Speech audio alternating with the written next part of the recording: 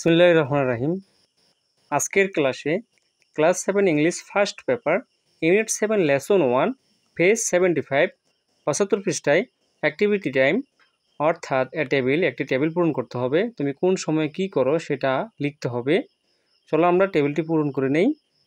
এখানে দেখো বলা হয়েছে গেট আপ অর্থাৎ তুমি কখন ওঠো ঘুম থেকে, অর্থাৎ 4:20 থেকে AM অর্থাৎ সকাল AM সকাল হবে 5:30 অর্থাৎ 4:20 থেকে 5:30 মধ্যে তুমি ঘুম থেকে উঠতে পারো, বা এটা তোমরা যে কোনো সময় লিখতে পারো।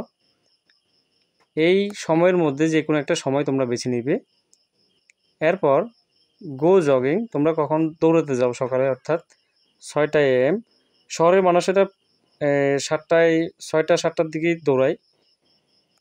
এরপর বলা হয়েছে হ্যাভ এ শোয়ার অর্থাৎ তোমরা গোসল করো কখন, 1টা বাজে প্রায় সবাই গোসল করে, বা যাদের স্কুল টাইম 2টা বাজে করে।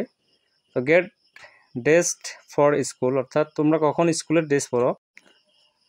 তো স্কুলের ড্রেস সাধারণত আমরা 7:30 বা 8:30 পরি, অর্থাৎ যারা অনেকে 8টা বাজে স্কুলে যায় তারা 7:30 ড্রেস পরবে, যারা 9টায় স্কুলে যায় তারা 8:30 ড্রেস পরবে। এরপর গো টু স্কুল, অনেকে 8টা বাজে যাবে, অনেকে 9টা বাজে যায়, এটা স্কুলের টাইম অনুযায়ী। যেমন শহরের স্কুলগুলোর টাইম এক এক স্কুলের টাইম এক এক রকম, তাই আমরা 8টা এবং 9টা দিয়েছি স্কুল টাইম। তোমরা যে কোনো একটা অপশন নিতে পারো তোমাদের সুবিধার্থে।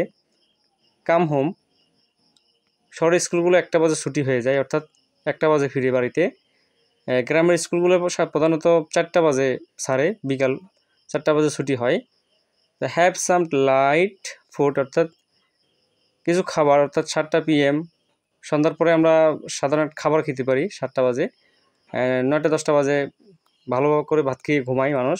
ফিনিশ স্টাডি অর্থাৎ 9টার মধ্যে পড়াশোনা শেষ করতে হবে, অথবা 10টার মধ্যে গো টু বেড অর্থাৎ 10টার মধ্যে ঘুমিয়ে পড়লে স্বাস্থ্যের জন্য ভালো, 9টা বা 10টার মধ্যে।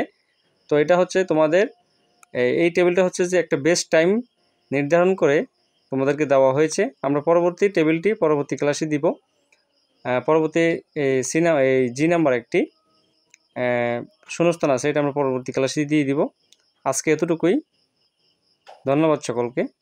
এরকম সৃজনশীল ভিত্তিক ক্লাস পেতে আমাদের চ্যানেলটি এখনই সাবস্ক্রাইব করে নাও।